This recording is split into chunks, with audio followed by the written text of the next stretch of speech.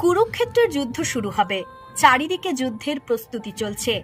নারদ শ্রীকৃষ্ণের কাছে এসে বলছেন, প্রভু, সবাই বলছে আপনি পাণ্ডবদের পক্ষ গ্রহণ করেছেন, কৌরবদের সাথে আপনি পক্ষপাতী করেছেন। শ্রীকৃষ্ণ নারদের কথা শুনে মৃদু হাসলেন, কিছু বললেন না।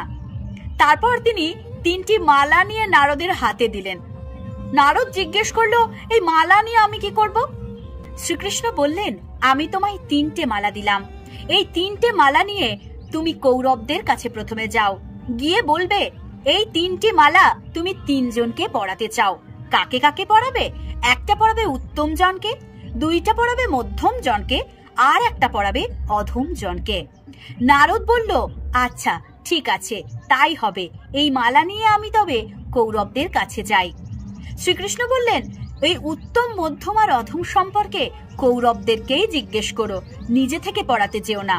নারদ মুনি সেই 3টে মালা নিয়ে দুর্যোধনের সভায় এলেন আর বললেন, হে মহাবীর, আমি এই মালা নিয়ে এসেছি 3 জনকে পড়ানোর জন্য।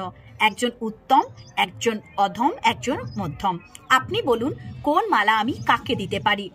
দুর্যোধন বললেন, আমি এই সভার উত্তম মানুষ, তাই প্রথম মালাটি তুমি আমাকে দাও। আমার ভাই দুঃশাসন এই মধ্যম মালার অধিকারী, তাই মধ্যম মালাটি তুমি তাকেই দাও। আর অধম মালা এই সভায় যে কেউই হতে পারে, কিন্তু জানি না অধম কে হতে পারে, তুমি জিজ্ঞেস করো। নারদের পরামর্শ মতো কেউই দুর্যোধনের রাজসভাতে অধম মালা পড়তে চাইল না। তখন রাস্তা থেকে এক জেলেকে ডাকা হলো। অধম স্বীকার করে সে মালা নিতে চাইল। জেলে বলল, আমি ছোট মানুষ, ছোটই থাকবো, কিন্তু হীন হতে পারবো না।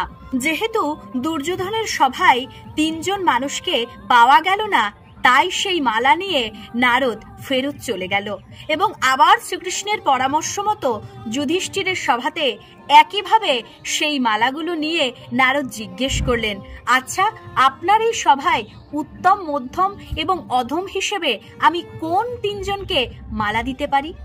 যুধিষ্ঠির প্রথমেই নারদ মুনিকে প্রণাম জানালেন। তারপর বললেন, দেবর্ষি, পুরুষোত্তম শ্রীকৃষ্ণ ওই আসনে বসেন। আমার মতে তিনিই সব থেকে উত্তম, তাই ওই উত্তম মালাখণ্ডটি তুমি ওনার আসনেই রেখে দাও। আর মধ্যম মালাটা আপনি নিন, কারণ আপনি হলেন ভক্ত শ্রেষ্ঠ। আর তাছাড়া আপনি এই মালা আমাদের সভায় নিয়ে এসেছেন, তাই মধ্যম মালার অংশীদার তো আপনিই। আর অধম মালার কথা যদি আপনি বলেই থাকেন, তাহলে আমি আপনার সামনে দাঁড়িয়ে আছি যুধিষ্ঠির, যে অধম।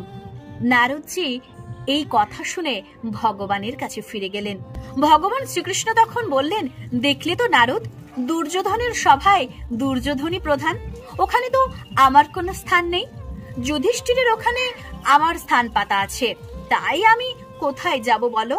আমি পাণ্ডবদের সাথে সেই কারণেই আছি। যে মানুষ আমায় ভালোবাসে, যে মানুষ আমায় অন্তরে জায়গা দেয়, আমি কেবল তার। ভগবান ভালোবাসার কাঙাল। ভগবান কোনো ধন সম্পদ, কোনো ঐশ্বর্যের কাঙাল নন। ভক্তের কাছ থেকে ভালোবাসা পেলেই ভগবান হারতেও রাজি, আবার জিতিয়ে দিতেও রাজি। তো কেমন লাগলো ভগবান শ্রীকৃষ্ণের এই অমৃত কথা? আশা করি সকলেরই খুব ভালো লেগেছে। ভিডিওটাকে শেয়ার করে সকলের মাঝে ছড়িয়ে দিন। ভগবান শ্রীকৃষ্ণের লীলা এভাবেই সমাজের মাঝে ছড়িয়ে পড়ুক। জয় শ্রীকৃষ্ণ।